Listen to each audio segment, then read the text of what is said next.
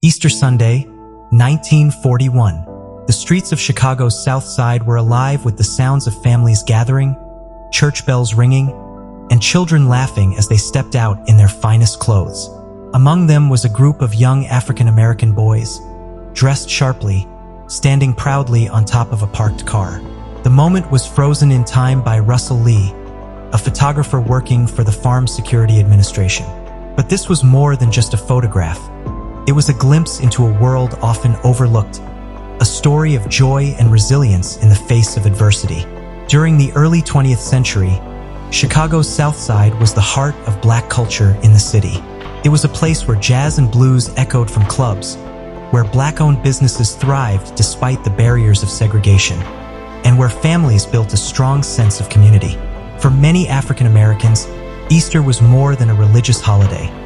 It was a symbol of renewal, a moment to embrace dignity and pride. Dressing in their best attire was a tradition that carried deep meaning. It was an act of self-respect, a way of presenting strength in a world that often tried to diminish it. These young boys, likely unaware of the historical significance of their simple gathering, embodied that strength. Their wide smiles and confident poses spoke of a childhood filled with both challenges and triumphs. In a time when racial discrimination was a daily reality, moments like these reflected the unbreakable spirit of a community determined to find joy despite hardship. This was the era of the Great Migration, when thousands of black families left the oppressive South, seeking opportunity in northern cities like Chicago. While they escaped the horrors of Jim Crow laws, they still faced housing discrimination, limited job opportunities, and social barriers. Yet, within these struggles, they built a cultural movement that would shape the future of America.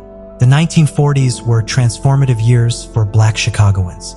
This was the era of the Chicago Renaissance, a cultural explosion of literature, art, and music. Black writers and poets gave voice to their experiences, while musicians like Muddy Waters and Howlin' Wolf electrified audiences with the raw sounds of blues that would later influence rock and roll. Black-owned newspapers, like the Chicago Defender, empowered their readers by challenging racial injustices and highlighting the achievements of their community. It was a time of both hardship and hope, where every celebration, no matter how small, carried profound meaning. Russell Lee's photography was part of a larger effort by the Farm Security Administration to document American life, particularly the lives of marginalized communities. His work captured the everyday moments that history books often ignored: the laughter of children, the pride of families, and the unshakable spirit of people overcoming struggle. This particular Easter morning photograph stands as a testament to that resilience. It tells a story beyond what the eye can see. It speaks of families who, despite systemic oppression, still found ways to instill confidence and dignity in their children. It speaks of a community that, despite the challenges of segregation and poverty, continued to celebrate life and uplift one another. As we look at this image today, we see more than a snapshot of the past. We see a lesson in perseverance.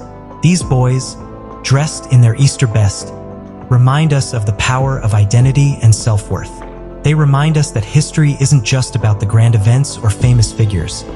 It's about the everyday people who shaped the culture, who fought for dignity, and who left behind stories that deserve to be told. This photograph is a piece of lost history, a reminder of the joy that existed even in difficult times.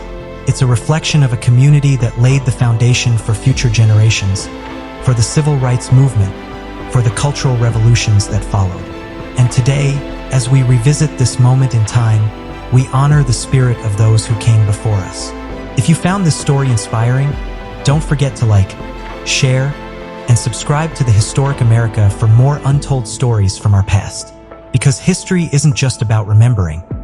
It's about understanding, learning, and carrying forward the legacy of those who paved the way.